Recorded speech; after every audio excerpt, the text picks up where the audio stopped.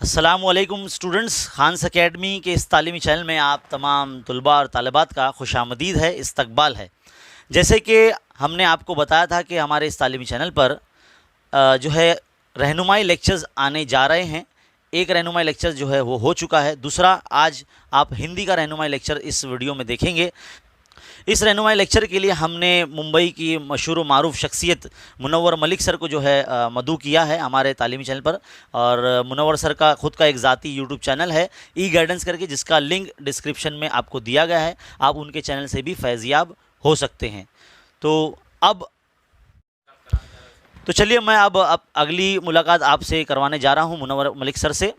Over to. अस्सलामु अलैकुम वरहमतुल्लाहि वबरकातुहू। मैं मुनव्वर मलिक खान्स एकेडमी के यूट्यूब चैनल पर आज आपके सामने पेश हूँ। इंशाल्लाह आज मेरी कोशिश रहेगी कि 10वीं जमात के जो तलबा है उनकी मैं कृति पत्रिका का नमूना किस तरीके से होता है इसके ताल्लुक़ से मैं रहनुमाई करूँ, उन्हें कुछ गाइडेंस दूँ, उन्हें कुछ अच्छी बातें बताने की कोशिश करूँ। इंशाल्लाह खान्स एकेडमी ये चैनल के ज़रिए कोशिश रहेगी कि आप लोगों तक एक अच्छा कंटेंट पहुंच सके। बहुत सारे सब्सक्राइबर है सर के, माशाल्लाह बहुत अच्छे से ये चैनल ग्रो कर रहा है। हमारी दुआएं है, नेक ख्वाहिशात है कि इसी तरह से ये चैनल आगे बढ़ता रहे और कामयाबी का सिलसिला सर भी मुकम्मल करते रहे और कामयाबी की राह पर आप भी गामज़न रहे। बहुत सारी नेक ख्वाहिशात आपके लिए। तो चलिए शुरू करते हैं आज का हमारा ये लेक्चर, जिसमें इंशाल्लाह हम हिंदी सब्जेक्ट मतलब हिंदी कंपोजिट इस सब्जेक्ट के ताल्लुक़ से आपको गाइड करने की कोशिश करेंगे। मैं एक बात आप लोगों को बताता चलूँ कि मेरा ये लेक्चर उन हजरात के लिए भी है, उन स्टूडेंट्स के लिए भी है जो हिंदी का ग्रामर सीखना चाहते हैं, चाहे वो 8-9 स्टैंडर्ड के स्टूडेंट्स हो या फिर वो 11-12 के स्टूडेंट हो। उन्हें इंशाल्लाह ग्रामर के लिए बहुत ज़्यादा मदद मिलेगी। साथ ही साथ मैं आप लोगों को बताता चलूँ कि जो लोग 100 मार्क्स का मराठी का पर्चा देते हैं, चाहे वो इंग्लिश मीडियम को हो, बहुत सारा कंटेंट आपको यहाँ से मिलने वाला है, इंग्लिश मीडियम का भी। तो आप इस educational YouTube channel Khan's academy पे बने रहिए। एक बार फिर आपका बहुत बहुत इस्तकबाल। और चलिए हम लोग आज के लेक्चर के लिए शुरुआत करते हैं। तो चलते कृति पत्रिका के प्रारूप की तरफ। सबसे पहले आप लोगों को कृति पत्रिका के प्रारूप में मैं बताता चलूँ कि आपका जो क्वेश्चन पेपर होगा, क्वेश्चन पेपर के कितने पार्ट होंगे, मतलब कितने क्वेश्चन पेपर पूछे जाएंगे। जितने क्वेश्चन जो है पूछे जाएंगे, जितने क्वेश्चन पूछे जाएंगे उतने ही जो है क्वेश्चन को मार्क्स होने वाले हैं और उतने ही क्वेश्चन के विभाग होने वाले हैं। मतलब हम कह सकते हैं कि अलग अलग विभागों में जो आपकी कृति पत्रिका को आपके सरगर्मी नामों को डिवाइड किया जाएगा। तो चलिए हम लोग जानने की कोशिश करते हैं सबसे पहला विभाग कौन सा होगा। सबसे पहला विभाग होगा आपका गद्य विभाग। गद्य विभाग सबसे पहला आपका होगा, जहाँ पर आपको 2 पैसेजेस पूछे जाएंगे। एक पैसेज होगा 6 मार्क्स के लिए, मतलब 6 मार्क्स के लिए, और दूसरा पैसेज भी 6 मार्क्स के लिए। कुल मिलाकर यहाँ पर आप लोगों को मिलेंगे 12 नंबर, 12 मार्क्स मिलेंगे।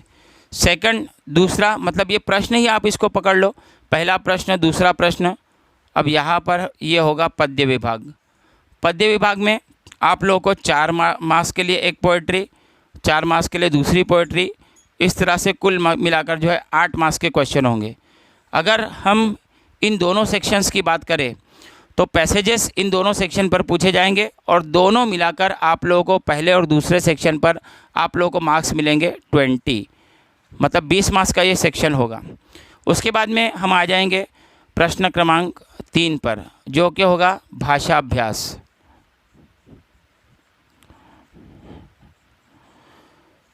भाषा अभ्यास के जो प्रश्न पूछे जाएंगे वो कुल मिलाकर यहाँ पर होंगे 8 मार्क्स के। इसमें अलग अलग टाइप के क्वेश्चन जो है वो डिवाइड किए जाएंगे। इंशाल्लाह उसके बारे में मुकम्मल जानकारी हासिल करेंगे। और चौथा जो आपका सेशन होगा, जो आपको पूछा जाएगा, वो होगा रचना विभाग।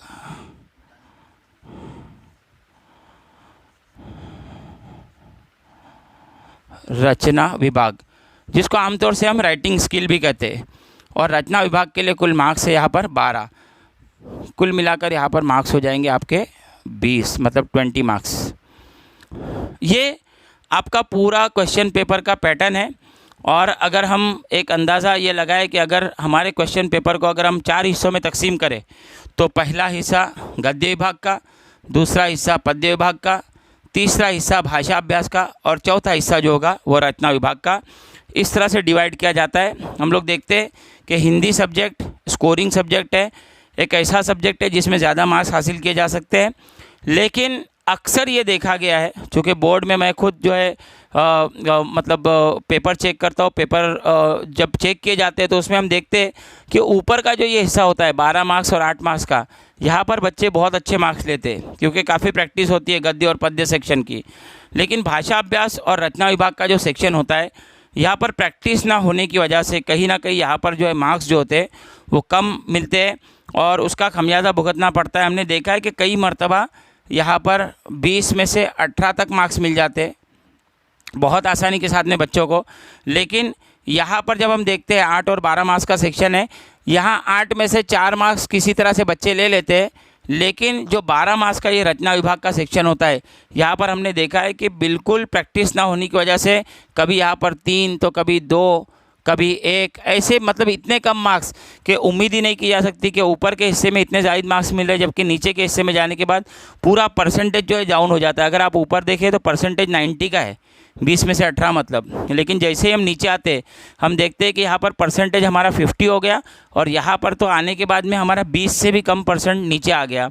मतलब जहाँ पे 90% मार्क्स मिलने चाहिए थे, वहाँ पर 90 के बाद में हमारा परसेंटेज डाउन होकर 60 या 50 तक आकर रह गया।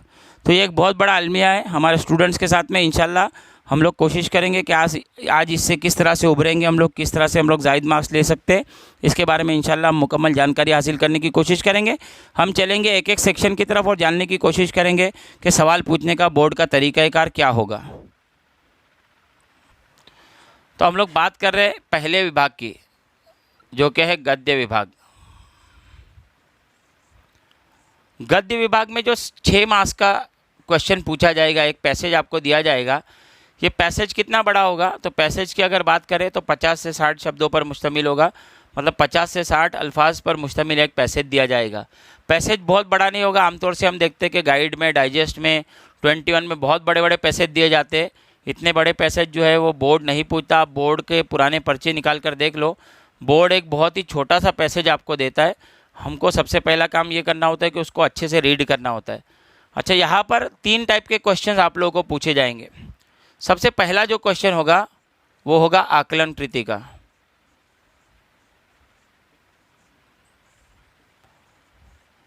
अब आकलन कृति बोलने के बाद पता नहीं आप लोगों का ध्यान कहाँ पे जा रहा है, लेकिन आपको याद होगा कि खानापुरी है, जोड़िया है, फिर उसके बाद में मुख्तलिफ ज्योमेट्रिकल शेप्स दे के आपको कुछ क्वेश्चन पूछे जाते हैं।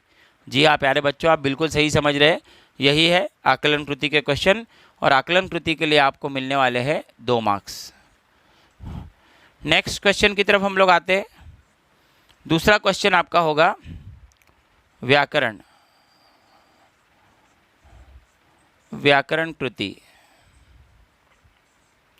व्याकरण कृति के लिए भी आप लोगों को 2 मार्क्स के क्वेश्चन पूछे जाएंगे। इंशाल्लाह कोशिश रहेगी कि इसमें कुछ इंपॉर्टेंट क्वेश्चन किस तरह से पूछे जाते हैं, कहाँ गड़बड़ होती है और कहाँ पर मार्क्स मिलने के चांसेस कम हो जाते हैं, और हम लोग कहाँ छोटी मोटी गलतियाँ करते हैं। इंशाल्लाह इसकी निशानदेही यहाँ पर मैं करने की कोशिश करूँगा। तीसरा जो क्वेश्चन होगा वो होगा अभिव्यक्ति, जिसको हम आमतौर से कहते हैं पर्सनल रिस्पॉन्स क्वेश्चन। आपको ये भी पूछे जाएंगे 2 नंबर के लिए। इस तरह से कुल मिलाकर यहाँ पर 6 नंबर के सवालात आपको पूछे जाएंगे। गद्य विभाग में जो 2 पैसेज दिए जाएंगे, दोनों सीन पैसेजेस होंगे। सीन पैसेज का मतलब ये होगा कि जो आपकी दरसी किताब पर मुश्तमिल होंगे, ऐसे पैसेजेस इंशाल्लाह आपको पूछे जाने वाले हैं। तो जिन असबाक की मैं बात कर रहा हूँ, ये 2 पैसेज सेम तरीक़ेकार से पूछे जाएंगे। पैटर्न सेम है, आकलन कृति, व्याकरण कृति और अभिव्यक्ति। 2 मार्क्स, 2 मार्क्स, 2 मार्क्स, 6 मार्क्स। इनमें कौन से सबक पूछे जाएंगे, दोनों असबाक के नाम मैं आपको बता देता हूँ कि कौन से असबाक से आपको सवालात आने वाले। नंबर 1, एक सेट में बनाता हूँ, एक 3 सबक का सेट और एक 2 सबक का सेट, 25% रिड्यूस सिलेबस के साथ में। ये पैटर्न 2021 मार्च 2021 के पेपर पैटर्न के लिए था, फिर ये मार्च 2022 के पेपर पैटर्न के लिए है। आगे 2023 में अगर ये वीडियो मेरा देखेंगे तो वहाँ पर ये पैटर्न शायद आप लोगों को काम नहीं आएगा। पैटर्न तो वही रहेगा, लेकिन ये असबाक नहीं रहेंगे, बल्कि इसमें 1-2 असबाक और बढ़ जाएंगे। तो खोया हुआ आदमी पहला लेसन, सफ़र का साथी और सिर दर्द दूसरा लेसन, और तीसरा लेसन है अनोखे राष्ट्रपति। मतलब इन 3 लेसन में से आपको एक पैसेज आने ही वाला है, ये कंफर्म है। आगे हम बढ़ते हैं। दूसरा जो पैकेज हम बना रहे हैं वो कलाकार लेसन और उसके बाद में मुकदमा। ये 2 लेसन ऐसे हैं, मतलब कलाकार और मुकदमा, इन दोनों में से एक लेसन आप लोगों को इम्तिहान में आने ही वाला है, ये कंफर्म है। ठीक है, तो एक 3 लेसन का पैकेज मैंने आपको दिया, एक 2 लेसन का। हमको कितने असबाक पढ़ना है? सिर्फ 5। अब हम चलते हैं आगे की तरफ। इंशाल्लाह उसमें हम लोग नज़्म के सेक्शन के बारे में भी जानेंगे और नज़्म के कौन से सवाल आते हैं इसके ताल्लुक से भी इंशाल्लाह हम जानकारी हासिल करेंगे। असबाक का सेट मैंने आप लोगों को बताया। अब क्वेश्चन कौन कौन से होंगे सुन लीजिए। नंबर 1, संजाल पूर्ण कीजिए। नंबर 2, 1 या 2 शब्दों में उत्तर लिखिए। नंबर 3, उचित जोड़ियाँ मिलाइए। नंबर 4, आकृति पूर्ण कीजिए। नंबर 5, ऐसे प्रश्न तैयार कीजिए या बनाइए जिनका उत्तर निम्नलिखित शब्द हो। ये भी एक सवाल पूछा जाता है। उसके बाद में उत्तर लिखिए हो सकता है। एक और क्वेश्चन आपको कई मरतबा पूछा गया है, आपने सफ़र का साथी और सिरदर्द इस लेसन में भी देखा होगा कि प्रवाह तालिका पूर्ण कीजिए, जिसको हम अंग्रेजी में कहते हैं फ्लो चार्ट। फ्लो चार्ट तैयार कीजिए। तो फ्लो चार्ट, सत्य और असत्य विधानों की निशानदेही कीजिए, मतलब सत्य विधानों को असत्य या असत्य विधानों को सत्य करके लिखिए या सत्य विधानों की पहचान कीजिए। इस तरह से भी आपको क्वेश्चन पूछा जा सकता है। और ये सारे क्वेश्चन जो आपकी दरसी किताब में, इसी को मैंने यहाँ पर नोट डाउन करने की कोशिश की है। उसके बाद में ग्रामर का क्वेश्चन होगा। ग्रामर के क्वेश्चन के बाद में एक अभिव्यक्ति का क्वेश्चन पूछा जाएगा। शब्द संपदा की अगर हम बात करें, मतलब यहाँ पर जो व्याकरण कृति है जिसको हम शब्द संपदा कृति भी कह सकते हैं, शब्द संपदा में आपको कौन से क्वेश्चन पूछे जा सकते हैं?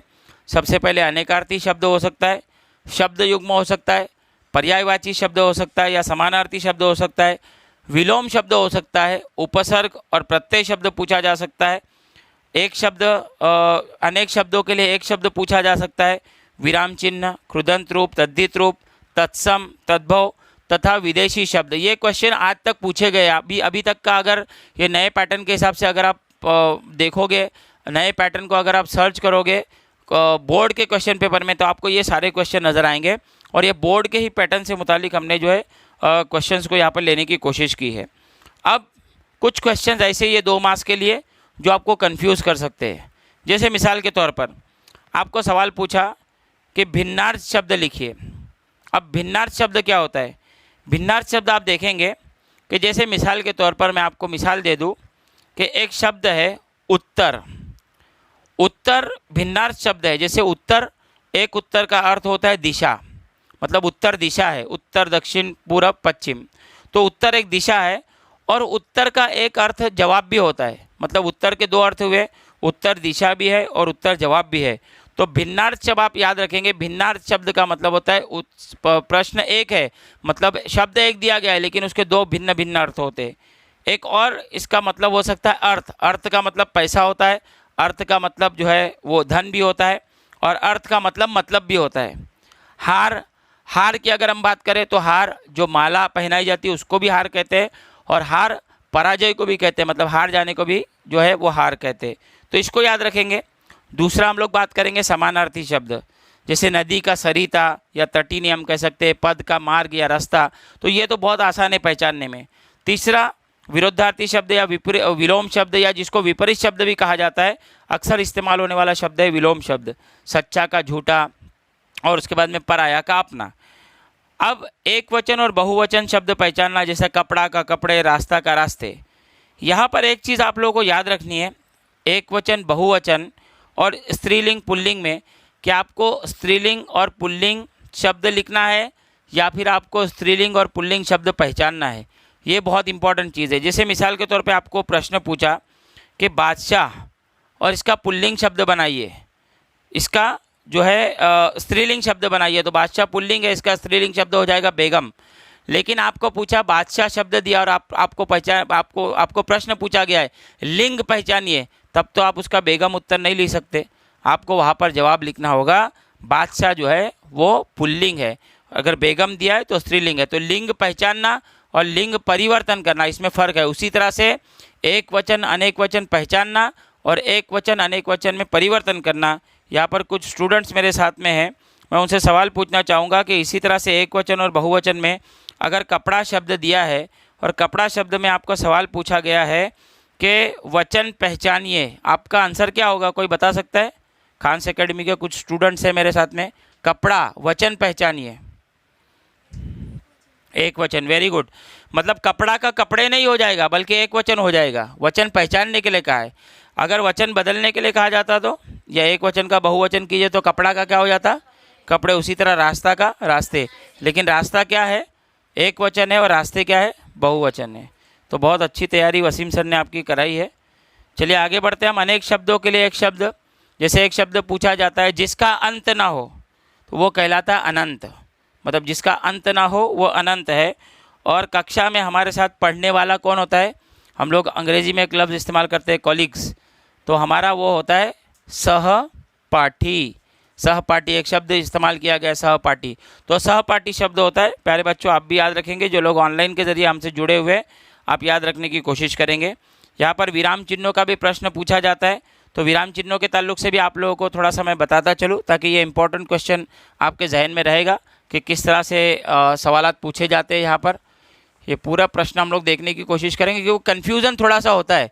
और चूँकि 1-2 मार्क्स का सवाल नहीं है, यहाँ पर सवाल है पूरे के पूरे जो है 4 मार्क्स का, दोनों पैसेज में सवालात होते हैं। तो सबसे पहले यहाँ पर हम लोग बात करेंगे,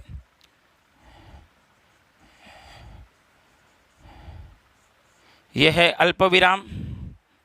उसके बाद में यहाँ पर आ जाएंगे हम, ये इस तरह का मार्क, ये होगा अर्ध विराम।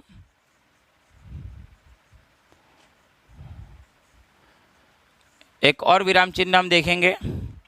जो इम्पोर्टेंट विराम चिन्ह है उन्हीं के ताल्लुक से इंशाल्लाह मैं बताऊंगा। पूर्ण विराम। अक्सर स्टूडेंट्स को मैंने देखा है कि वो हिंदी लिखते वक्त क्या करते हैं कि यहाँ पर ये जो पूर्ण विराम होता है उसके नीचे भी एक नुक्ता ऐसा लगाते हैं। कभी कभी पता नहीं उनको क्या हो जाता है, ऊपर की तरफ ऐसा नुक्ता लगाते हैं। बिल्कुल लगाने की ज़रूरत नहीं। पूर्ण विराम सिर्फ एक खड़ी डंडी होगी, इसका इस्तेमाल किया जाएगा। ये भी एक इम्पॉर्टेंट है। उसके बाद में एक और जो है विराम चिन्ह का उपयोग किया जाता है, इसको कहते हैं उपविराम। कॉलन जिसको कहते हैं उपविराम, बहुत ही इम्पॉर्टेंट है ये चारों, इसको याद रखेंगे। इन्हीं के साथ साथ में अब यहाँ पर और कुछ इम्पॉर्टेंट विराम चिन्ह हम देखेंगे। जैसे मिसाल के तौर पर ये हो गया प्रश्न चिन्ह। उसी के साथ साथ में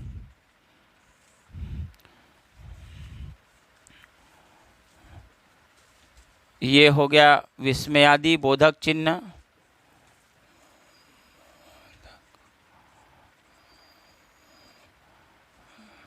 विस्मयादि बोधक चिन्ह ये भी इम्पॉर्टेंट है, इसको भी याद रखने की कोशिश करेंगे। उसके बाद में और एक चिन्ह होता है हाइपर मार्क जिसको हम लोग कहते हैं, ये होता है योजक चिन्ह।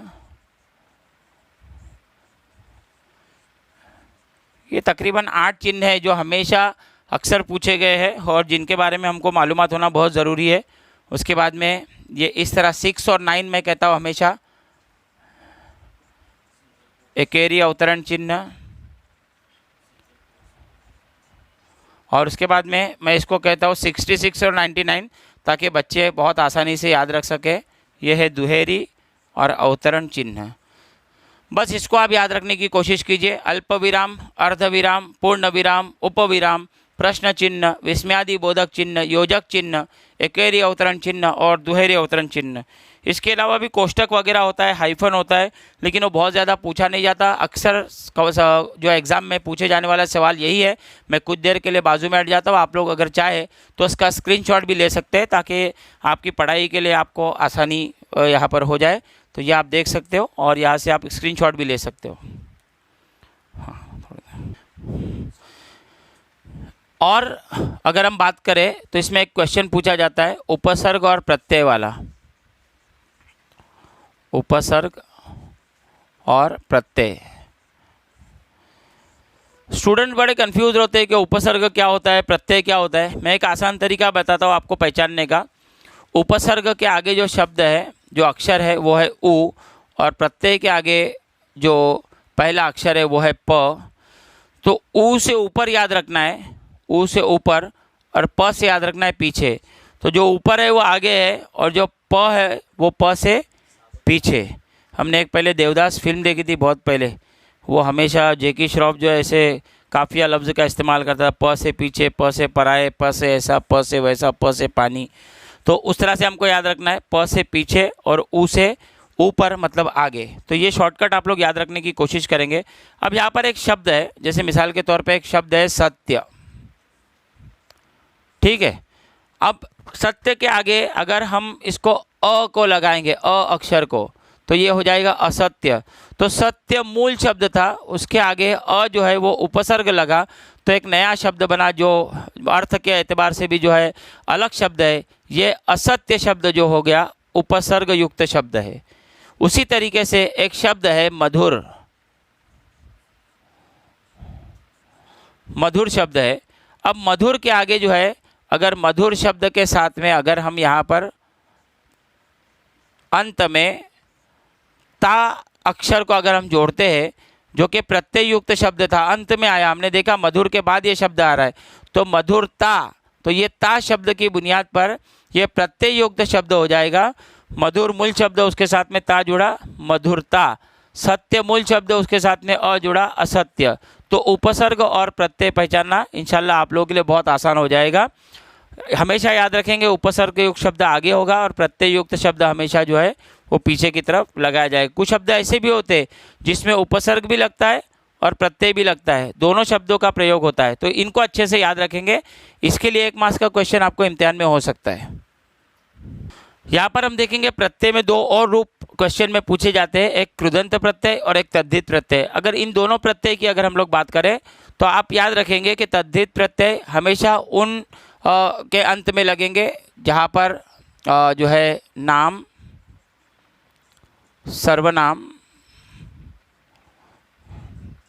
और विशेषण होगा, ठीक है। मतलब जो शब्द दिया गया है वो नाम, सर्वनाम और विशेषण के अंत में जो शब्द लगाकर नया शब्द बनेगा वो तद्धित प्रत्यय होगा। जबकि क्रिया के अंत में जो शब्द लगेगा,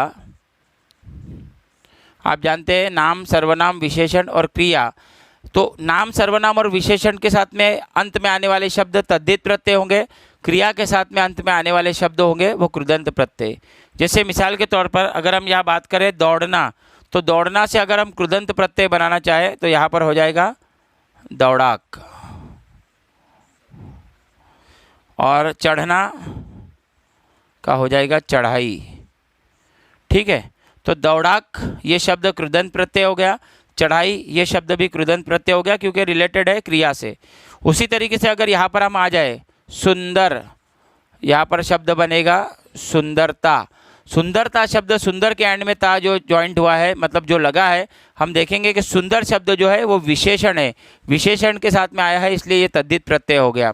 मतलब खूबसूरती, ये क्या है, खूबसूरती क्या होती है, सुंदर मतलब खूबसूरत लगना, ये सिफत है, तो सिफत के साथ में शब्द आया है तो वो सुंदरता तद्धित प्रत्यय हो गया। उसी तरीके से मानव, मानव क्या है, नाम है, तो मानव के साथ में तद्धित प्रत्यय यहाँ पर बनेगा मानवता।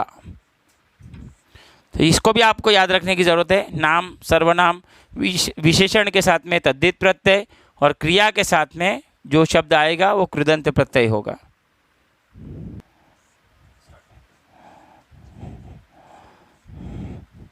एक होता है तुकांत शब्द, जिसको हम लोग कहते हैं लय युक्त शब्द, जो लय पैदा करते हैं। जैसे हम गानों में सुनते हैं कई मर्तबा के लय होते हैं, ताल होता है, तो लय जैसे जाने मन हम तो सिर्फ तुमसे प्यार करते हैं, तेरी उम्मीद तेरा इंतज़ार करते हैं, करते हैं करते हैं करते हैं, सनम कसम सनम कसम। ऐसे शब्दों का प्रयोग होने से क्या होता है, एक ताल पैदा होता है। गानों में आपने देखा होगा एक किस्म का ताल पैदा होता है, तो ताल युक्त शब्द होता है तुकांत शब्द, उसको ही लय युक्त शब्द कहा जाता है। हम आम जबान में अगर उसको कहेंगे तो हम लोग कहते हैं राइमिंग वर्ड्स, लय और ताल जो है पैदा करने वाले शब्द, इसको याद रखेंगे। एक और शब्द होता है विदेशी शब्द।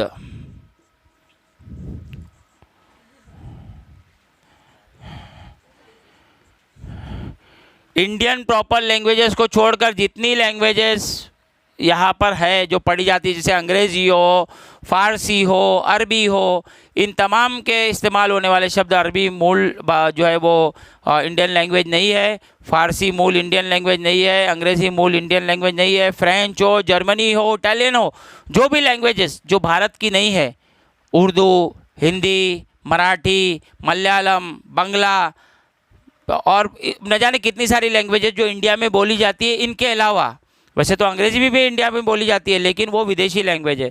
तो ऐसे सारे जो है शब्द विदेशी शब्द कहलाते हैं। जैसे मिसाल के तौर पर आपने देखा होगा कि तीसरे लेसन में ऐसे बहुत सारे शब्दों का प्रयोग हुआ है, ट्रेन, चेयर, टेबल और पता नहीं ऐसे कौन से शब्द होते हैं। वो सारे अंग्रेजी के शब्द जो है वो क्या कहलाएंगे, विदेशी शब्द। तो इसको भी याद रखेंगे। उसके बाद जो आखिरी क्वेश्चन यहाँ पर पूछा जाता है उसको कहते हैं अभिव्यक्ति। अभिव्यक्ति का क्वेश्चन क्या होता है? अभिव्यक्ति आपके खुद के ख्यालात पर मुनहसर करती है। आप क्या सोचते हैं किसी चीज़ के बारे में, आप क्या सोचते हैं औरतों की तालीम के बारे में, स्त्री शिक्षा के बारे में आप क्या सोचते हैं, आपको क्या लगता है छोटे छोटे जादू बताने वाले जादूगरों के बारे में, और आपको क्या लगता है ट्रेन में सफ़र करने के बारे में, और ट्रेन में समाचार पत्र की स्थिति क्या होती है, आपको क्या लगता है? क्या आपने कभी समाचार पत्र की बुरी स्थिति होते हुए देखा है? ऐसे बहुत सारे सवाल जो रिलेट हो गए आपकी अपनी लाइफ से, आपके अपने जीवन से, आपके अपने ख्यालात से, आपके अपने तजुर्बात से, ये सारे कहलाएंगे अभिव्यक्ति पर क्वेश्चंस, अभिव्यक्ति पर आधारित जो है सवालात।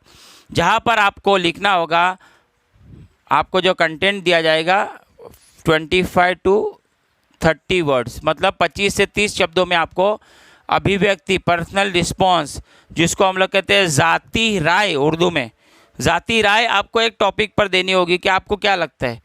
कुछ स्टूडेंट्स को हमारे ऐसा लगता है कि अभिव्यक्ति के क्वेश्चन के आंसर पैसेज में मौजूद होते हैं, लेकिन ये बिल्कुल गलत सोच है उनकी, क्योंकि अभिव्यक्ति का क्वेश्चन एक पैसेज से रिलेटेड आपकी सोच क्या है उस पर होता है। उसके क्वेश्चन कभी भी आपको जो है पैसेज में मिलने वाले नहीं है। इस बात को याद रखने की बहुत ज़रूरत है। तो 25 to 30 वर्ड्स में आपको लिखना है। कुछ स्टूडेंट पूछते हैं कि सर कंटेंट कितना होना चाहिए, तो मैं कहता हूँ कि अगर एक सप्लीमेंट आपका है जवाबी पर्चा बोर्ड का, तो उसको आधा लिखो, और ज़्यादा लिखना है पौना लिखो, और ज़्यादा कंटेंट आपके पास में है तो 1 पेज लिखो, उससे ज़्यादा मत लिखो। ठीक है, कंटेंट भी आपको समझ में आए कितना लिखना है। अब हम चलते हैं सवाल नंबर 2 की तरफ, क्योंकि यहाँ पर दोनों सवाल सेम है। दोनों सवाल भी आपको बता दिए कहाँ से आने वाले हैं। अब हम चलते हैं क्वेश्चन नंबर 2 की तरफ, मतलब अभी हमने 12 मार्क्स का क्वेश्चन कंप्लीट किया है, हम लोग आएंगे क्वेश्चन नंबर 2 की तरफ। तो चलिए शुरू करते हैं। क्वेश्चन नंबर 2, पद्य विभाग, 4 मार्क्स का एक क्वेश्चन, और जैसे कि आप जानते हैं 2 क्वेश्चन मतलब 2 पोइट्री, वहाँ पर 2 प्रोज सेक्शन, 2 पोइट्री, दोनों पोइट्री सीन पोइट्री, मतलब जो पोइट्रीज आपके दरसी किताब में मौजूद है। इंशाल्लाह कुछ देर के बाद आपको बताऊंगा कौन सी कविताएं आने वाली है। बहुत अच्छे से तैयारी करना इनकी, और अगर ये सवाल आपको इम्तिहान में नज़र आए तो दुआएं ज़रूर देना, खान्स एकेडमी को भी और मेरे एजुकेशनल यूट्यूब चैनल को भी। तो आकलन कृति के 2 क्वेश्चन, मतलब 2 मार्क्स, सरल अर्थ का 2 मार्क्स, इस तरह से 4 मार्क्स का क्वेश्चन। 2 कविताएं जो आपको पूछी जाएगी, एक मध्ययुगीन कविता का सेट है और एक आधुनिक कविता का सेट है। मतलब यह पार्ट 1 पार्ट 2 नहीं है, बल्कि मध्ययुगीन कविता का एक सेट और एक आधुनिक कविता का सेट। अब मैं आप लोगों को बताता हूँ कविता, ये दोनों सेट में मध्ययुगीन कौन सी कविता है और आधुनिक कौन सी कविता है। तो चलिए, सबसे पहली कविता आपके सामने आ रही, सौंधी सुगंध, जो कि है आधुनिक कविता। उसी के साथ साथ में दूसरी कविता मातृभूमि, आधुनिक कविता है, और ऐसा वसंत कब आएगा, ये तीनों है आधुनिक कविताएं। फिर से सुन लीजिए, सौंधी सुगंध, और अगर आपके पास किताब है ना तो टिक मार्क भी लगाते चलिए। सौंधी सुगंध पहली कविता आपकी, मातृभूमि और ऐसा वसंत कब आएगा, ये तीनों कविता जो है आधुनिक कविता है, मतलब 3 कविता का एक सेट। इनमें से एक कविता इम्तिहान में आपको पूछी जाएगी। उसके बाद में और एक सेट बना लीजिए आप, जिन ढूंढा और अति सोहत श्याम जो, ये मध्ययुगीन कविता है। तो मध्ययुगीन कविता में से भी आप लोगों को एक कविता पूछी जाएगी। तो इस तरह से 2 कविता का एक सेट, और यहाँ पर 3 कविता, ये 3 में से एक कविता होगी, ये 2 में से एक कविता होगी। तो आपके लिए आसानी पैदा हो रही है नहीं। 5 लेसन और 5 कविताएं, 5 लेसन 5 कविताएं, कुल मिलाकर 10, और आपका काम बस हो जाएगा इंशाल्लाह। ठीक है। तो कुछ लोग पूछते हैं सवाल, कभी कभी यूट्यूब पर पूछते हैं कि सर ये आपको कैसा मालूम है कि यहाँ से आने वाली है। तो बोर्ड एक पैटर्न देता है, वो पैटर्न के एतबार से मैं बोल रहा हूँ। अल्फाज मेरे हैं लेकिन तरीका, पैटर्न एसएससी बोर्ड का है और यही तरीका मैं आप लोगों से बता रहा हूँ। असल में कुछ लोग तरीका समझ नहीं पाते, इसके लिए वो पूछते हैं कि सर इस तरह के सवाल मतलब आपको कैसे पता कहाँ से आने वाला है। जिन लोगों को तरीका मालूम होता है उनको सवाल पूछने की ज़रूरत नहीं। इंशाल्लाह आप लोग मार्च 2022 में होने वाला हिंदी संयुक्त का पर्चा देख लीजिएगा। और मैं फिर कह रहा हूँ कि इंशाल्लाह आप इस एजुकेशनल यूट्यूब चैनल पर आकर निराश नहीं होंगे, नाराज़ नहीं होंगे। इंशाल्लाह आपके मसाइल बहुत जल्द हल होने वाले। तो चलिए हम लोग आगे बढ़ते हैं नेक्स्ट क्वेश्चन की तरफ। यहाँ पर और एक बात आपको बताता चलूँ कि इससे पहले हम 3 नंबर क्वेश्चन की तरफ जाए। आकलन कृति का जो क्वेश्चन होगा उसी तरह से एक वाक्य में उत्तर हो, सही या गलत पहचानिए। और उसके बाद में आपको क्वेश्चन होगा संजाल पूर्ण कीजिए, आकृति पूर्ण कीजिए। फ्लो चार्ट बनाने के लिए आप लोगों को पूछा जा सकता है। उसके बाद में ऐसे प्रश्न बनाइए जिनका उत्तर निम्नलिखित शब्दों, ऐसे बहुत सारे क्वेश्चन आपको यहाँ पर पूछे जा सकते हैं। सरल अर्थ की अगर बात करूँ, फिर मैं कह रहा हूँ कि आप लोग ये करते हैं कि गाइड का सरल अर्थ पढ़ते और सोचते हैं कि गाइड वाले ने इस तरह से सरल अर्थ लिखा है तो मेरा भी सरल अर्थ ऐसे ही होना चाहिए। मैं आप लोगों को बताता चलूँ सरल अर्थ में आपको क्या कहना है।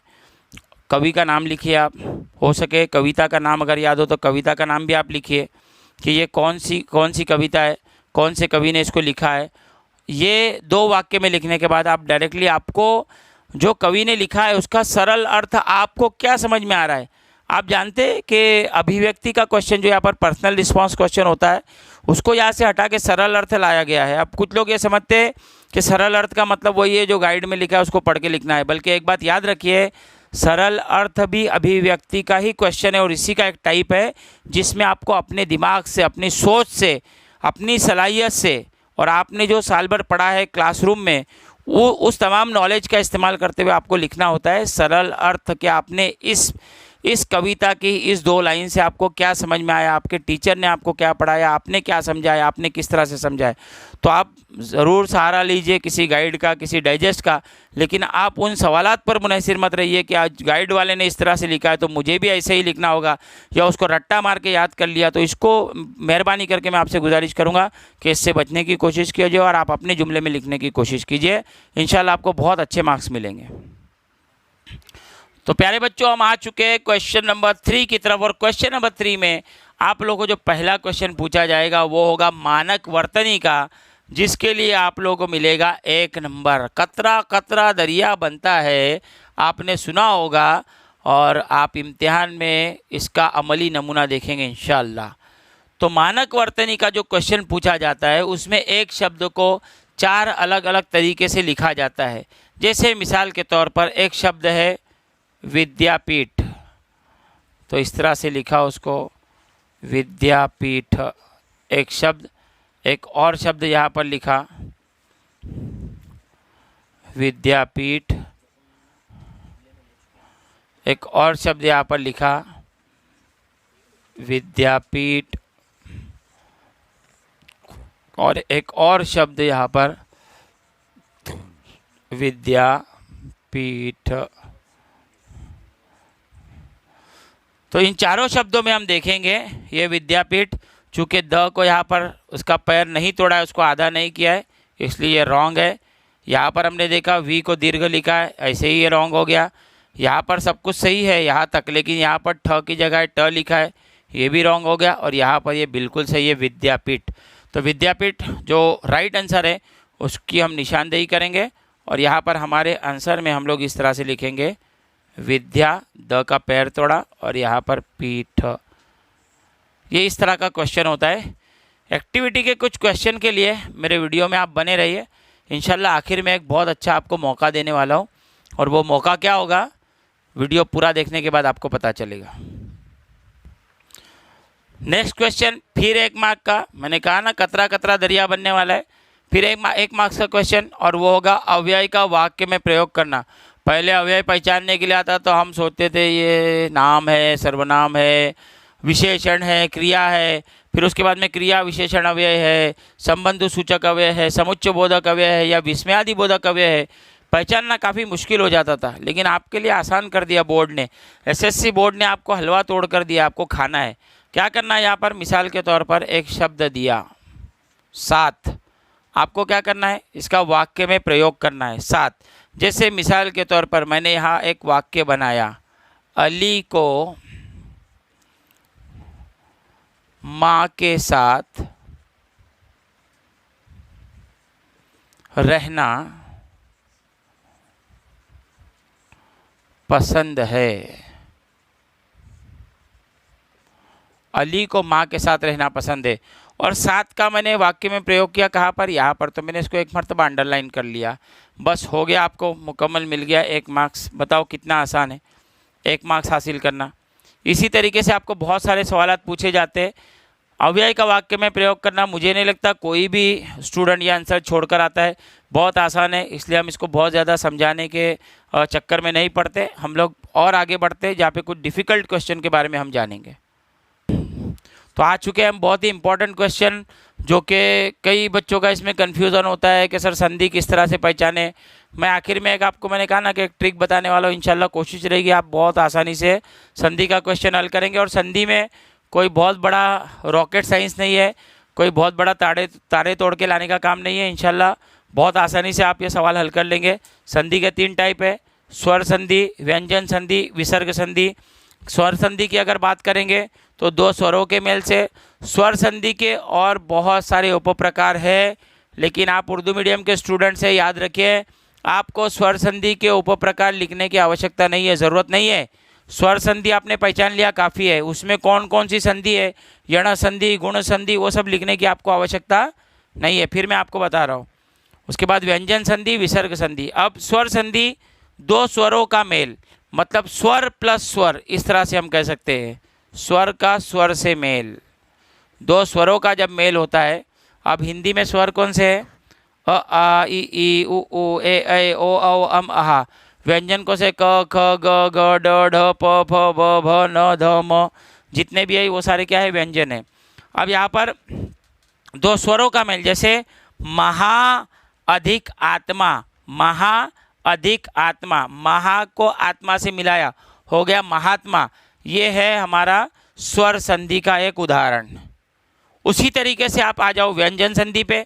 व्यंजन संधि 2 फार्मूले हैं, स्वर का व्यंजन से मिलाप होगा या व्यंजन का स्वर से मिलाप होगा। दोनों तरीक़ों में व्यंजन संधि जो है वो अस्तित्व में आएगी। जैसे मिसाल के तौर पे यहाँ पर एक शब्द है सम अधिक मान इज इक्वल टू हो गया सम्मान, व्यंजन संधि का एक उदाहरण है। उसी तरीके से विसर्ग संधि पर आ जाइए, स्वर के साथ में विसर्ग होगा या व्यंजन के साथ में विसर्ग होगा। जैसे मिसाल के तौर पर यहाँ पे एक शब्द है दुह अधिक, ये दुह के लिए यहाँ पर ये निशान आप देख सकते हो किस तरीके का है। उसी के साथ में अधिक मतलब जमा किया बल को, तो ये हो गया दुर्बल को। हमने पढ़ा था कि दुर्बल को न सताइए जा की मोटी है, तो ये दुर्बल एक शब्द बना, दुह अधिक बल। ये इस तरह का चिन्ह जहाँ भी प्रयोग किया जाएगा, इसको याद रखेंगे आप। विराम चिन्ह में मैंने बताया था इसको, अगर टुकड़ों में कहीं पर भी आता है तो आप यकीनन लिखेंगे कि ये विसर्ग संधि है, बिना कुछ सोचे समझे। इस चिन्ह को देखने के बाद आपका क्वेश्चन का आंसर होगा विसर्ग संधि। अब हम जानेंगे सवाल किस तरह से पूछा जाता है संधि का। तीनों संधि के टाइप मैंने आप लोगों को बताए, अब सवाल देखेंगे सवाल कैसे पूछा जाता है। तो इस तरीके का सवाल आपको पूछा जा सकता है बोर्ड में। संधि शब्द, संधि विच्छेद और संधि भेद का एक इस तरह से टेबल बनाया हुआ होगा। जैसे मिसाल के तौर पे यहाँ पे सवाल पूछा है, पहले सवाल में उच्चारण। अब यहाँ पर संधि विच्छेद क्या होगा, उच्चारण का उत अधिक चारण।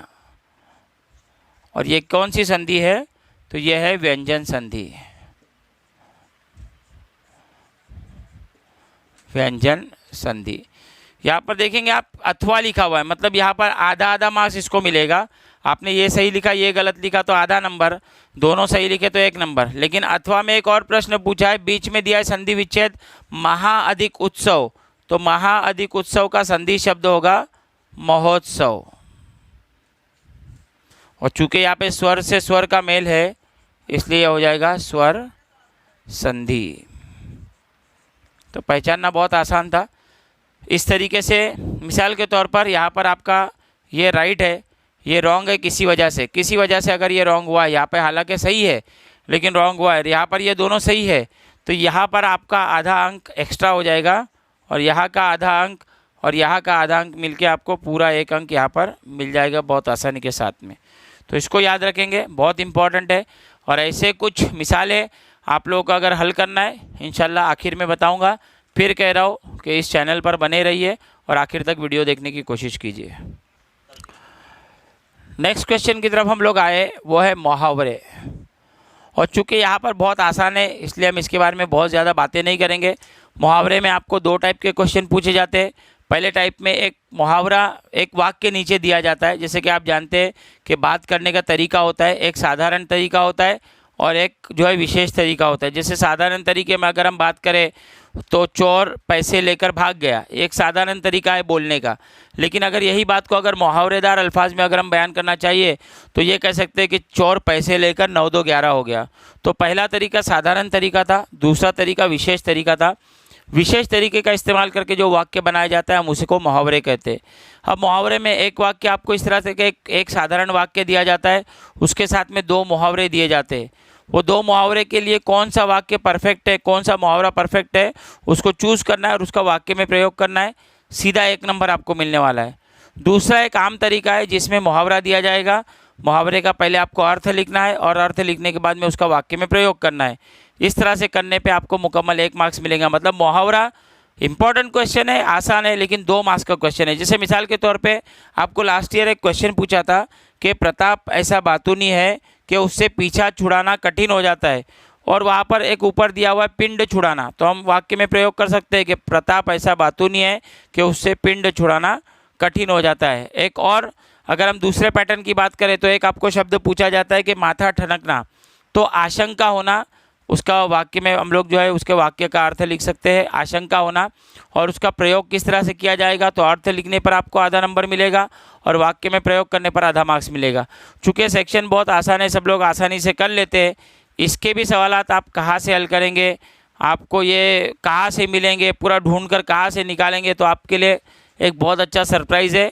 मुहावरे भी आप इंशाल्लाह सारे के सारे याद कर पाएंगे और इंशाल्लाह इम्तिहान में एक छोटे से नोट्स के साथ में आप शरीक होंगे, उसको प्रिपेयर करके उसको याद करके, और पूरा वो आपके दिमाग में रहेगा, प्रैक्टिस भी हुई रहेगी और मुहावरे आप आसानी से कर पाएंगे। फिर मैंने कहा है कि मैं आखिर में आप लोगों को इंशाल्लाह इसका PDF देने वाला हूँ।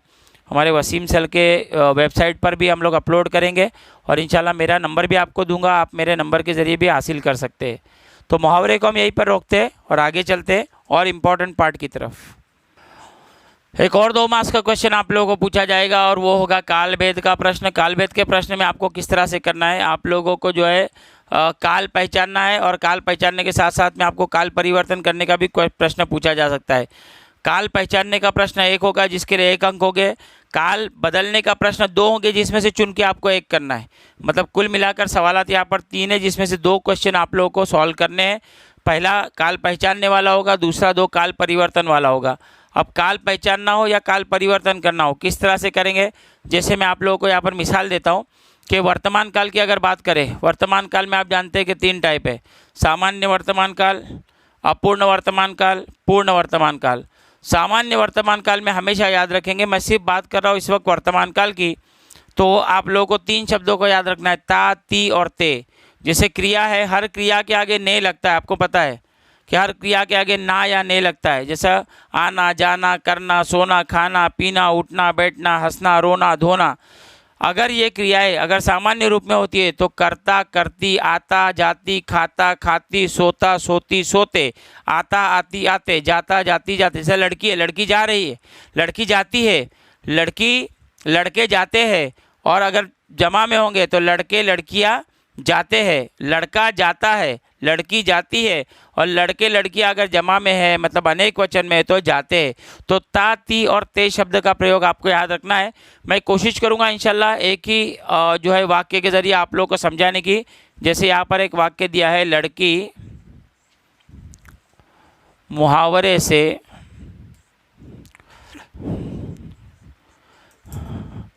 गलत रोती है। चूँकि लड़की है इसलिए यहाँ पर आप देख सकते हैं ती का प्रयोग हुआ, रोती। लड़का होता तो लड़का मुहावरे से गलत रोता है, लड़के लड़कियाँ जमा में होते तो लड़के या लड़कियाँ मुहावरे से गलत रोते हैं। तो ता, ती, ते का प्रयोग हुआ, ये क्या है, सामान्य वर्तमान काल। अब बात करेंगे दूसरे वाक्य की, अपूर्ण वर्तमान काल। लड़की मुहावरे से गलत रो रही है। वर्तमान काल सामान्य, लड़की है तो रो रही है, लड़का होता तो रो रहा है, लड़के होते तो रो रहे हैं। इसको फिर याद रखेंगे, रहा रही रहे कीवर्ड है यहाँ पर। नेक्स्ट तीसरा हम लोग बात करेंगे पूर्ण वर्तमान काल की। लड़की मुहावरे से गलत रोई है, बहुत इंपॉर्टेंट है, इसको याद रखना है। लड़की मुहावरे से गलत रोई है, यहाँ पर रहा रही रहे और यहाँ पर रोई है, मतलब रोने का काम क्या हो चुका है, पूरा हो चुका है रोने का काम। तो रोती है, रो रही है और रोई है। अगर लड़का होता तो लड़का मुहावरे से गलत रोया है, लड़के मुहावरे से गलत रोए हैं, लड़कियां मुहावरे से गलत रोए हैं। तो इस तरह से प्लस का आप लोग याद रखेंगे बहुवचन का। ये एक सेट पूरा हो गया वर्तमान काल का। अब हम लोग आ जाते हैं भूतकाल की तरफ। चौथा प्रश्न, मतलब चौथा वाक्य हम बनाएंगे, लड़की मुहावरे से गलत रोई, सिर्फ रोई, था थी कुछ नहीं, सिर्फ रोई, ये हो गया सामान्य। नेक्स्ट पांचवा वाक्य, लड़की मुहावरे से गलत, यहाँ पर रो रही थी, यहाँ पर रो रही है ना, यहाँ पर रो रही थी, ये हो गया अपूर्ण भूतकाल। और छठा, लड़की मुहावरे से गलत रोई और साथ में थी भी, मतलब रोई भी और थी भी। यहाँ पर एक फर्क, रोई थी पूर्ण भूतकाल, रोई सामान्य भूतकाल और रो रही थी अपूर्ण भूतकाल, इसको याद रखना है। और आखिर में याद रखेंगे सातवां हमारा और एक इम्पॉर्टेंट पार्ट, हमारे कैमरामैन वसीम सर हमारे साथ में हमको बताएंगे, नज़र आ रहा है कि नहीं सातवां, ओके। तो लड़की मुहावरे से गलत रोएगी, ये हो गया पूरा आपका। 7 टाइप के वाक्य हमने एक ही टाइप से बना दिए। थोड़ा सा आप लोगों को मैं होमवर्क देना चाहूँगा, जो स्टूडेंट्स खान्स एकेडमी के इस वक्त इस क्लासरूम में मौजूद है उनके लिए भी, और मैं ये सवाल देना चाहूँगा वसीम सर के खान्स एकेडमी के सब्सक्राइबर्स के लिए भी। एक क्वेश्चन आप लोग कोशिश कीजिए इसी तरह से 7 टाइप की बनाने की, और आखिर में मैंने मेरा नंबर देने वाला, आप वहाँ पर भी सेंड करने की कोशिश कीजिए, तो मैं इंशाल्लाह आप लोगों को बता दूंगा आपने कहाँ गलती की, और अगर आपने तमाम राइट मतलब तमाम सही जवाब दिए तो इंशाल्लाह वो भी मैं आप लोगों को बता दूंगा। तो आप मुझे व्हाट्सअप कर सकते हैं आपके जवाब। मैं अभी आप लोगों को कल वो एक वाक्य यहाँ पर लिख के दे रहा हूँ, जो कि होगा सामान्य वर्तमान काल का। आपको क्या करना है, सामान्य वर्तमान काल से अपूर्ण वर्तमान काल, पूर्ण वर्तमान काल, सामान्य भूतकाल, अपूर्ण भूतकाल, पूर्ण भूतकाल और सामान्य भविष्यकाल, ये टाइप बनानी है, ठीक है। तो चलिए मैं आप लोगों को वाक्य देता हूँ, आप लोग लिख लीजिए। तो प्यारे बच्चों, आपका प्रश्न है, सेठ की पत्नी बीमार होती है। ये सामान्य वर्तमान काल का वाक्य है, सेठ की पत्नी बीमार होती है। अब अलग अलग टाइप से आपको सेठ की पत्नी को बीमार करना है, और सेठ बहुत मारने वाला फिर आपको, ठीक है। तो सेठ की पत्नी बीमार होती है, सामान्य वर्तमान काल है। प्लीज़ आप लोग कोशिश कीजिएगा इस वाक्य को लिखने के बाद में सामान्य वर्तमान काल, अपूर्ण वर्तमान काल, पूर्ण वर्तमान काल, उसके बाद में सामान्य भूतकाल, अपूर्ण भूतकाल, पूर्ण भूतकाल, और आखिर में 7वां जो है सामान्य भविष्यकाल। तो कोशिश करेंगे आप, इंशाल्लाह कोशिश रहेगी आपकी। तो देखते हैं हम लोग कितने लोग राइट आंसर भेजते हैं। आपका इंतज़ार रहेगा आपके आंसर का मुझे। Thank you very much. तो ग्रामर के नेक्स्ट क्वेश्चन की तरफ हम लोग आए हैं, और वो है वाक्य भेद। और मैं कोशिश करूँगा कि 2 टाइप से यहाँ पर आप लोगों को इसको समझा पाऊँ, ठीक है। तो वाक्य भेद में सबसे पहले यहाँ पर हम लिखेंगे रचना के अनुसार, या रचना की दृष्टि से भी हम लोग लिख सकते हैं, और यहाँ पर होगा अर्थ के अनुसार।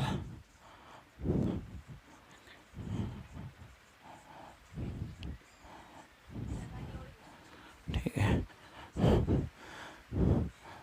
थोड़ा पॉज करते हैं।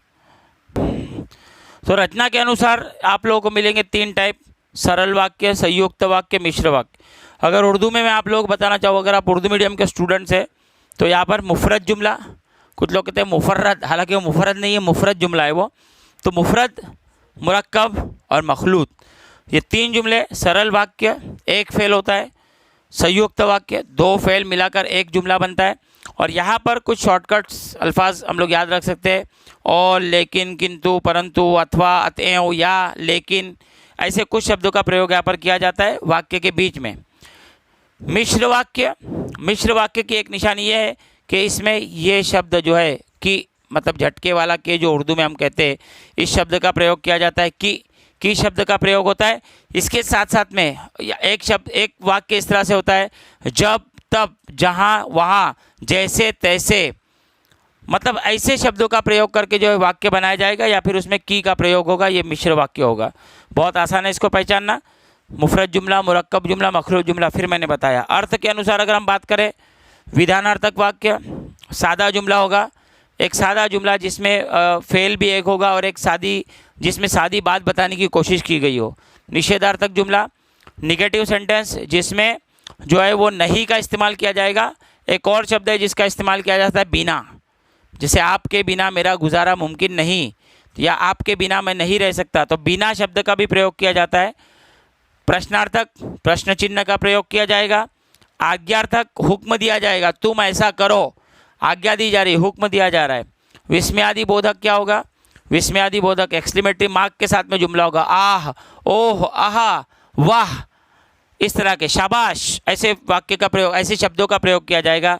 संदेहार्थक शक होगा, अब तक पिताजी मुंबई पहुंच गए होंगे, मतलब कंफर्म नहीं है, शक है।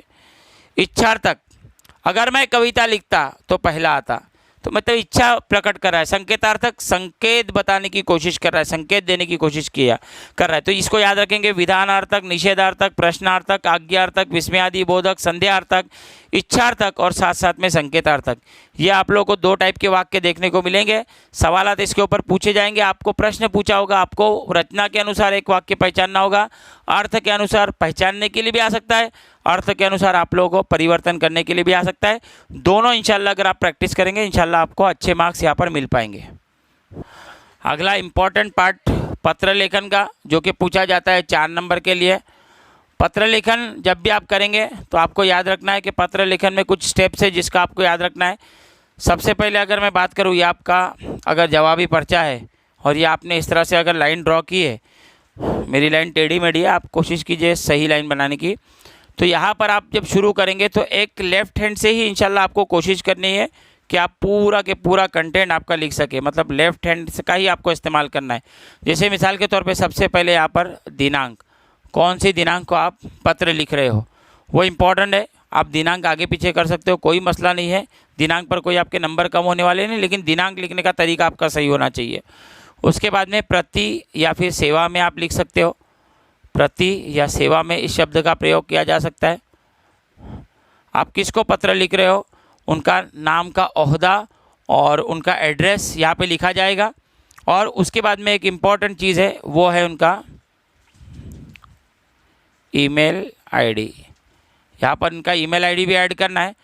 ये ऊपर के 3 स्टेप बहुत इंपॉर्टेंट है। अगर इसमें आप फैमिली के किसी मेंबर को लेटर लिख रहे हो तो यहाँ पर प्रति या सेवा में लिखने की आवश्यकता नहीं है, डायरेक्टली आप उस व्यक्ति का नाम यहाँ पर लिख सकते हो और उसके बाद में उनका ईमेल आईडी यहाँ पर ऐड कर सकते हो। दिनांक, व्यक्ति का नाम और उसके बाद में ईमेल आईडी। यहाँ पर उनका एड्रेस लिखने की भी आवश्यकता आपको नहीं है, ठीक है। और इनफॉर्मल लेटर्स में आप लोगों को इस तरह से लिखना होगा। अब आगे चलते हम लोग, आप लोगों को लिखना है यहाँ पर विषय लिखा जाएगा, जैसे पुस्तकों की प्रतियां मंगाना या पुस्तकों की फटी प्रतियां प्राप्त होने के बारे में, या फिर ये भी लिखा जा सकता है कि खेल की सामग्री मंगवाना, 4 दिन की छुट्टी हेतु, या और बहुत सारे विषय हो सकते हैं जिनको लेकर आप पत्र लिख सकते हैं। तो यहाँ पर विषय लिखा जाएगा। विषय को भी आपको याद रखना है। देखिए मैंने भी थोड़ी सी यहाँ पर गलती कर दी है।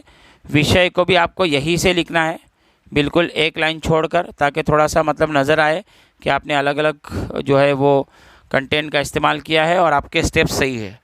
तो विषय लिखा जाएगा, विषय यहाँ पर लिखा जाएगा। विषय लिखने के बाद आप लिखेंगे यहाँ पर महोदय। फैमिली लेटर्स में ये सब लिखने की ज़रूरत नहीं। फैमिली के मेंबर्स को अगर हम लिखेंगे तो विषय और महोदय लिखने की ज़रूरत नहीं है। आप डायरेक्टली शुरू कर सकते हो कि मेरे जो है प्रिय पिताजी, या प्रिय भाई, प्रिय बहन, या फिर अपनी सहेली को लिखने के लिए आप बिल्कुल डायरेक्टली यहाँ पर उनको जो है अभिवादन करके पत्र लिख सकते हो। तो विषय और महोदय, महोदय के बाद आप क्यों पत्र लिख रहे हो इसको यहाँ पर ऐड करने की कोशिश करेंगे। 5-6 लाइन में आप इसको ऐड करने की कोशिश करेंगे। अंत में जाने के बाद में आप यहाँ पर धन्यवाद व्यक्त करेंगे और धन्यवाद व्यक्त करते हुए आप लिखेंगे आपका कृपाभिलाषी। ये एक ऐसा शब्द है जो हर जगह आप प्रयोग कर सकते हो, आपका कृपाभिलाषी। उसके बाद में आप अगर विद्यार्थी भी हो, आपके हेडमास्टर को लिख रहे हो, तभी आप ये इस्तेमाल कर सकते हो। उसके बाद में एक और शब्द है, यहाँ पर आप अपना नाम जो आपको दिया हुआ है वो अपने नाम का प्रयोग यहाँ पर करेंगे।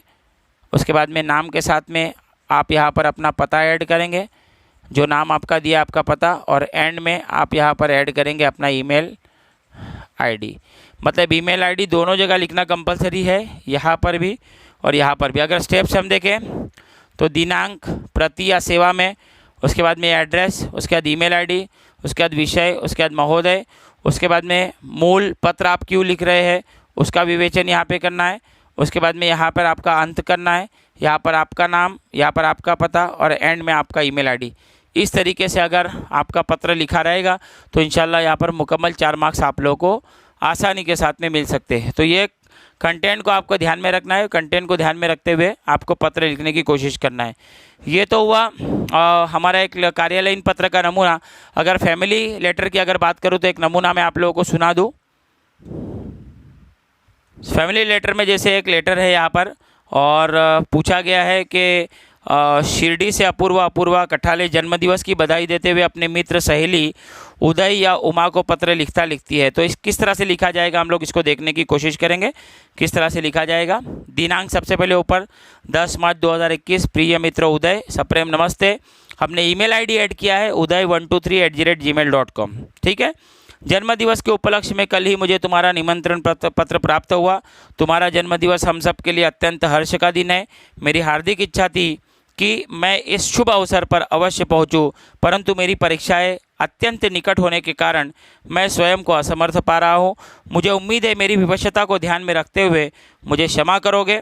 पैसेज बनाया है, फिर पैसेज लेफ्ट हैंड साइड से लिखने का शुरू किया कि तुम्हारे जन्मदिवस के शुभ अवसर पर मेरी ओर से हार्दिक बधाई व समस्त मंगल कामनाएं।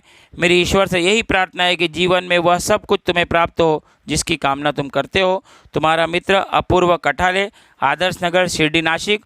और आखिर में अपना ईमेल आईडी दिया apurva123@gmail.com। तो इस तरह से पत्र लिखा जाएगा।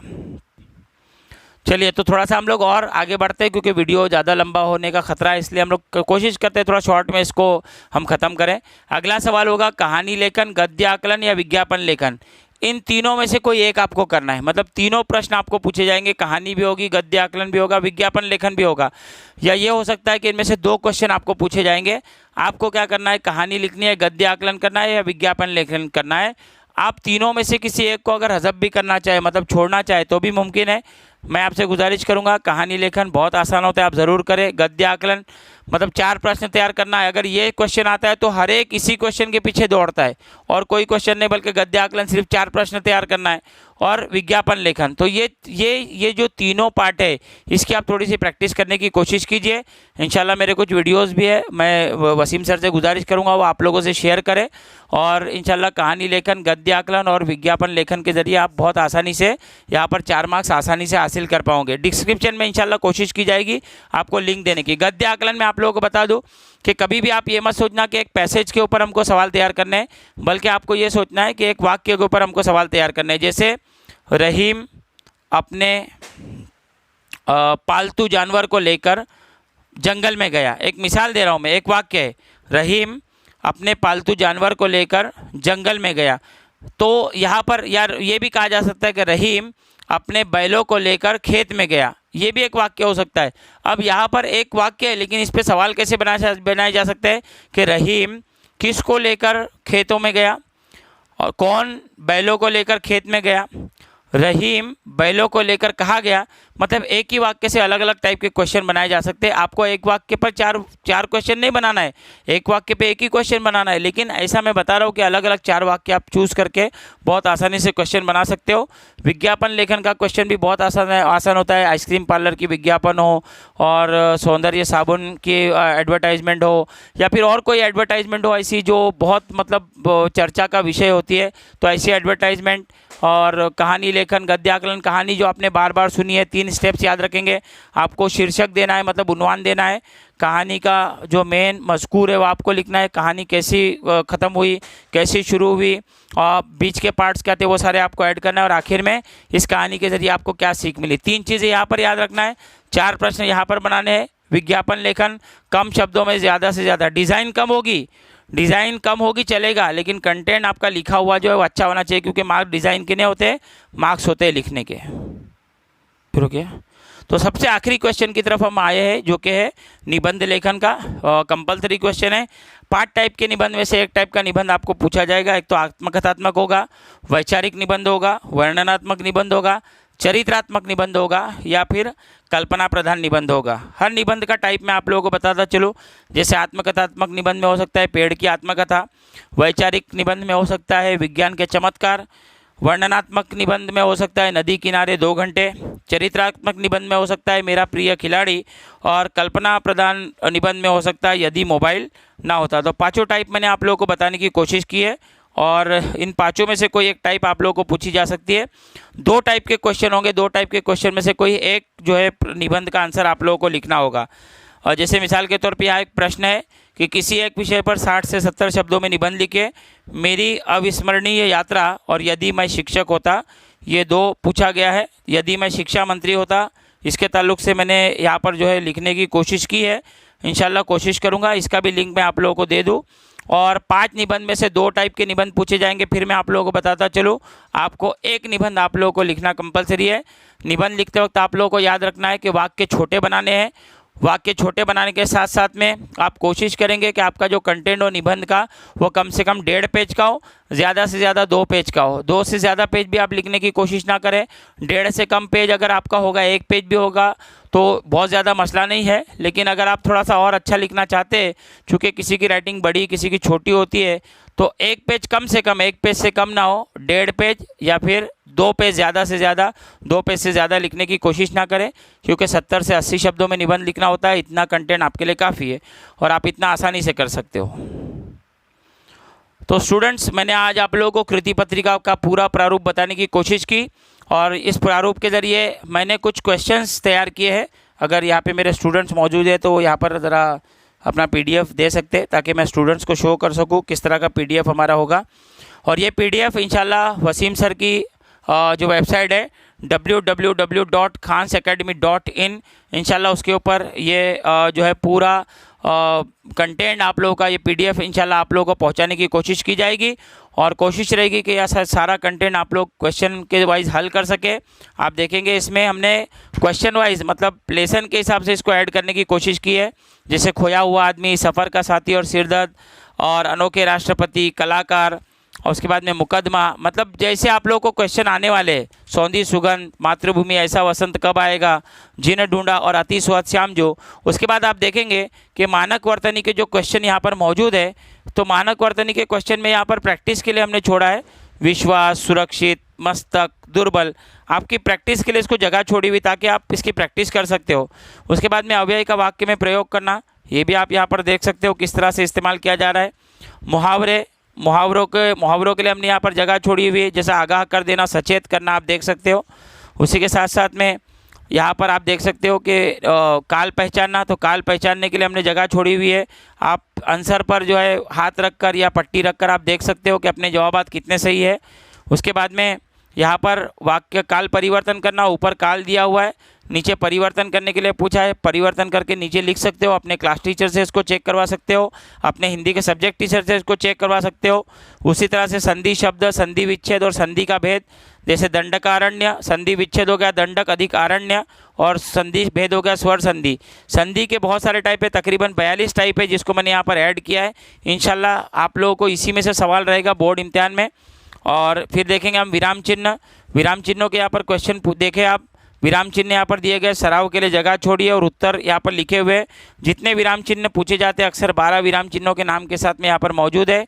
इसी के साथ साथ में जो है वो पत्र किस तरह से लिखा जाएगा इसका नमूना, उसके बाद में गद्य आकलन किस तरह से किया जाएगा उसका नमूना, कहानी लेखन का नमूना, विज्ञापन लेखन आप देख सकते हैं सुरक्षा रक्षक चाहिए, उसका विज्ञापन लेखन, निबंध लेखन के कितने टाइप है और कौन सी निबंध की आपको तैयारी करनी है, और निबंध लेखन का एक टाइप जल है तो कल है। ये पूरा के पूरा इंशाल्लाह आप लोगों को मिल सकता है, तो आप बने रहिए।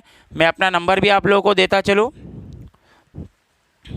मेरा नंबर आप नोट डाउन कर लीजिए। मेरा नंबर है 9768205400। मेरा नाम है मुनव्वर मलिक, MUNAWWARMALIK।